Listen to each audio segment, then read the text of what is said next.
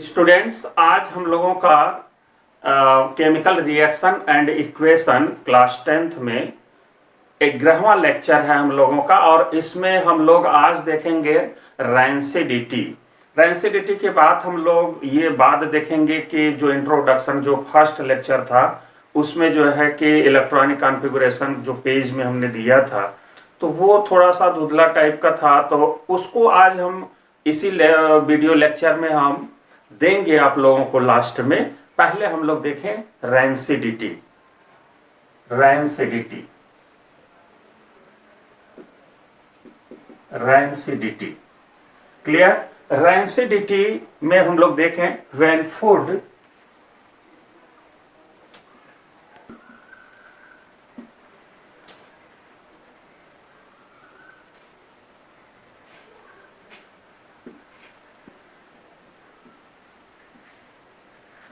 rancidity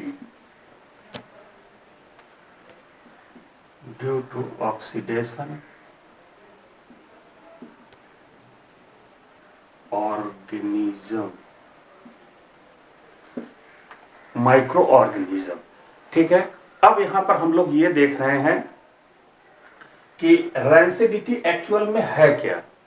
तो आपने यहां पर देखा कि रैंसिडिटी क्या है कि when food items are kept unprotected for some time, they give some unpleasant smell and taste or become rancid.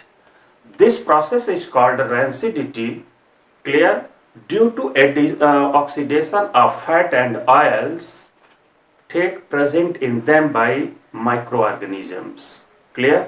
तो इसके कहने का मतलब क्या है कि रैंसिडिटी क्या है। जैसे अगर हम अपने भोजन को कुछ समय के लिए अगर खुले में हम लोग छोड़ दें तो होता क्या है, आप क्या ऑब्जर्व करते हैं कि आपका जो है कि वो जो भोजन है उससे कुछ गंध या स्मेल आने लगता है, और जब हम लोग उसको चखते हैं तो उसका टेस्ट भी फीका लगता है या टेस्ट कुछ बदला बदला लगता है। पहले जैसा जब बना था भोजन और जब उस समय चखे थे या टेस्ट किए थे तो उस जैसा अब नहीं लगता है। तो इसका मतलब यह है कि खुले में अगर हम भोजन छोड़ देते हैं तो वो कैसा हो जाता है, रैंसिड हो जाता है। ठीक है, और वो जो रैंसिड हो जाता है क्यों, क्योंकि ये जो भोजन में फैट और ऑयल्स होते हैं वो क्या करते हैं, ऑक्सीडाइज हो जाते हैं माइक्रो ऑर्गेनिजम्स के द्वारा। तो उसी प्रोसेस को हम रैंसिडिटी कहते हैं। ये बात आप लोगों को अच्छे से समझ में आ गया होगा, यही हम लोग रैंसिडिटी देख रहे हैं। क्लियर। अब आगे हम लोग जरा इसके बारे में देखें कि क्या होता है। ठीक है, तो आगे देखा जाए तो हम लोग यहां पर अगर ये देखें, आगे देखने से पहले थोड़ा सा एक बार और देख लेते हैं कि मतलब यहां पर जो रैंसिडिटी है उसको और छोटे में कैसे हम एक्सप्लेन कर सकते हैं। ठीक है, तो उसको हम लोग कुछ इस तरह से कर सकते हैं कि the oxidation of unsaturated fats या oils resulting in unpleasant smell and taste is called rancidity. अब हम लोग वही जो हमने कहा कि आगे देखते हैं, तो आगे देखते हैं हम लोग प्रिवेंशन ऑफ रैंसिडिटी। रैंसिडिटी को रोकने के लिए हम लोग क्या क्या उपाय कर सकते हैं। तो फर्स्ट हम लोग देखें बाय एडिंग एंटीऑक्सीडेंट्स। फर्स्ट है पहले हम लोग ले लें प्रिवेंशन टी। अब इसमें हम लोग फर्स्ट लेते हैं, फर्स्ट हम लोगों का ये होगा by adding antioxidants. By adding antioxidant.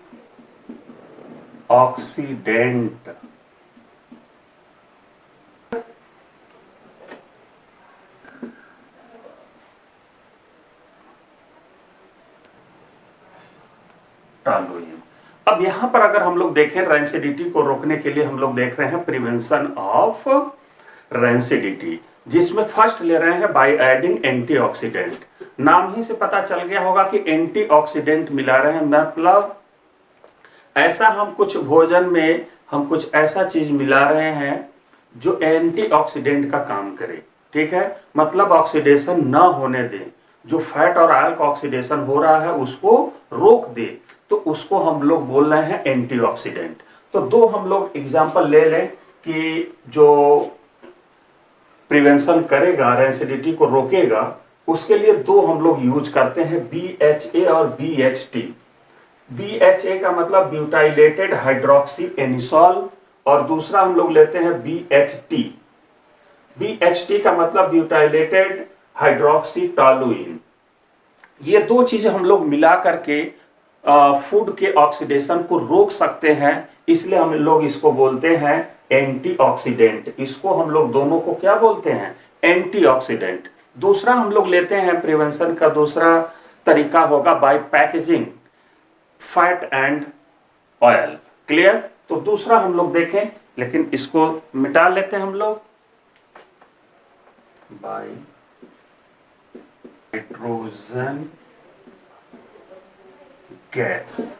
देखिए यहां पर जो सेकंड है वो by packaging fat and oils containing foods in nitrogen gas. इसका मतलब है कि जो नाइट्रोजन गैस हम लोग यूज करते हैं, नाइट्रोजन गैस का फ्लश बैग बना करके, जैसे तो फ्लैश बैग में क्या करते हैं कि इसका भी उसमें जो बैग होता है, एक लेयर होता है, एक तरह से हम कह लें कि नाइट्रोजन गैस उसके चारों तरफ हम लोग भर देते हैं। फूड हो गया, फिर उसके बाद एक बैग के रूप में बैग में उसको रख दिए, अब बैग में फिर चारों तरफ नाइट्रोजन गैस भर दिया, फिर उसको सील कर दिया।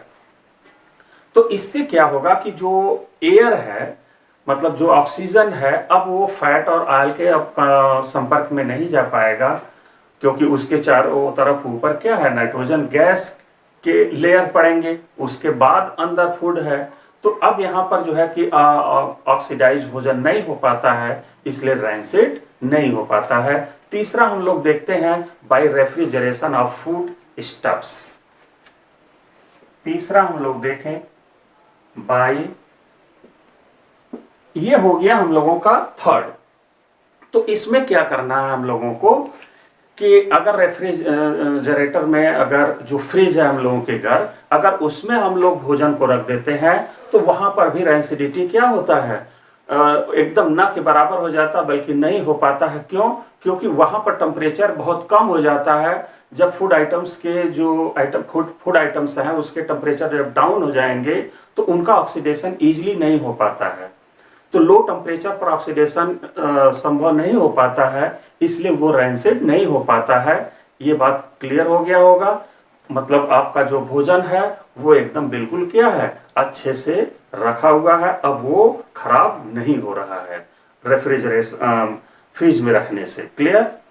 तो हम लोगों का तीसरा हो गया by refrigeration of food stuffs. अब फोर्थ हम लोग लेते हैं बाय वैक्यूम पैकिंग। तो फोर्थ हम लोग ले रहे हैं बाय वैक्यूम, फोर्थ बाय, ठीक। अब यहां पर अगर हम लोग देखें तो थर्ड हम लोग ले लिए बाय वैक्यूम पैकिंग। अब जैसे आप फूड आइटम्स को पैक कर रहे हैं तो उसके चारों तरफ फिर एक लेयर लगा दीजिए, ताकि उसके अंदर जो बैग की तरह से बन जाए, तो वो एकदम बिल्कुल वैक्यूम हो, उसमें कोई एयर ही ना हो। जैसे फूड आइटम्स हो गए, और फिर उसके बाद एक और लेयर लगाएं, और फिर उसमें का जो एयर है वो निकाल दें, यानी कि फूड आइटम्स और बाहरी वाले लेयर के बीच में कोई एयर ना हो। ठीक है? तो वो वैक्यूम हो जाएगा, और वैक्यूम होने से फिर जो एयर होगा उस फूड आइटम्स के पास नहीं पहुंच पाएगा, तो वहां पर भी रैंसिडिटी को हम लोग रोक सकते हैं। ऐसा करके हम लोग अगला भी देखें, फिफ्थ अगर हम लोग देखें, फोर्थ तो हो गया। फिफ्थ में bye storing food in air tight container. तो हम लोग देखें बाय,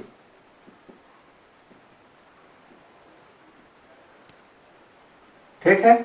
अब यहां पर अगर हम लोग देखते हैं, जैसे फिफ्थ में हमने लिख दिया bye storing food in air tight containers. अब क्या करें कि फूड जो आइटम्स हैं उसको ऐसे कंटेनर के अंदर रख दिया कि जो एयर टाइट हो, उसमें किसी तरह से एयर जाने का कोई मार्ग ना हो। क्लियर? बिल्कुल एकदम एयर जा ही नहीं सकता उसके अंदर। फूड के संपर्क में एयर जब ना आ सके तो वहां ऑक्सीडेशन नहीं होगा, मतलब एयर टाइट कर दिया।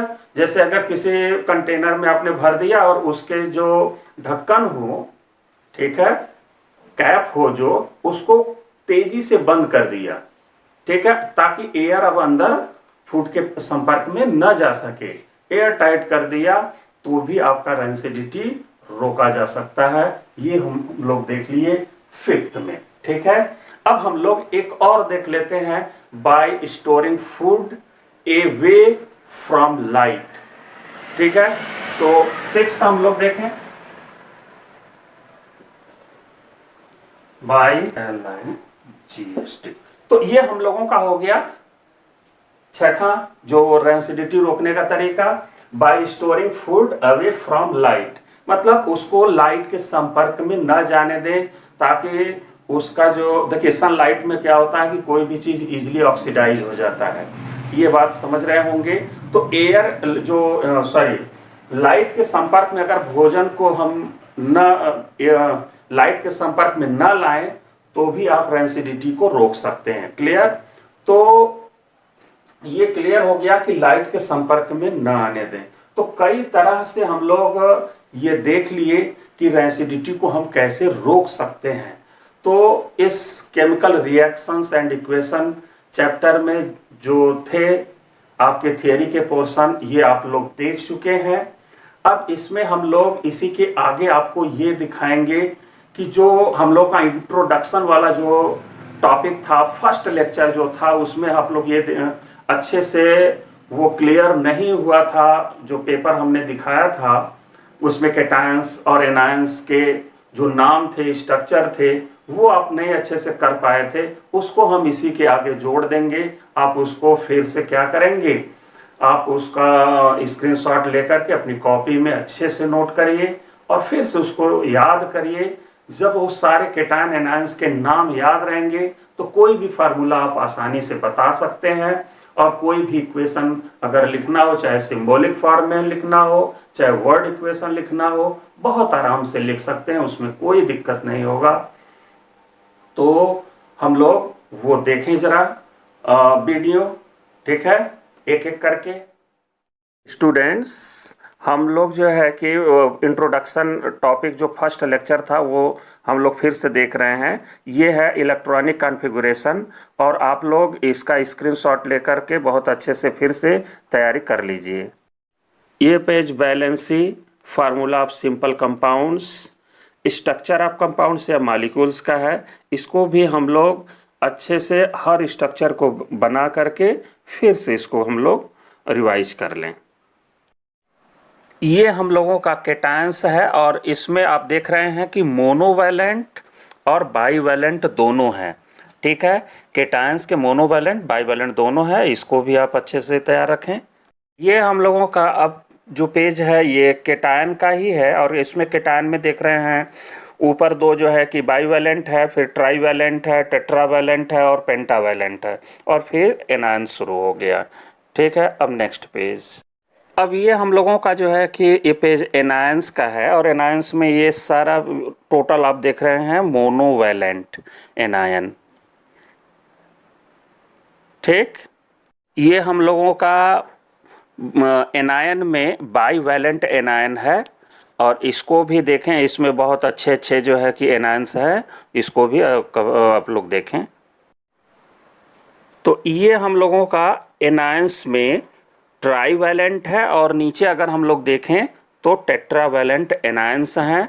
ये थोड़े बड़े स्ट्रक्चर हैं, इसको भी आप अच्छे से याद रखेंगे। इंट्रोडक्शन वाला पूरा टॉपिक्स आपने फिर से अब देख लिया। अब इस चैप्टर के लिए इतना ही, बाकी हम लोग क्वेश्चन आप लोगों को देते रहेंगे, और उस क्वेश्चन को आप लोग सॉल्व करते रहिए, आंसर अपना मिलाते रहिए, ठीक है। तो आप लोग एक चीज नहीं भूलेंगे, लाइक, शेयर, सब्सक्राइब, ठीक है। सब्सक्राइब तो एकदम जरूर से जरूर करें, कमेंट भी दें, ठीक है। आज के लिए इतना ही, धन्यवाद।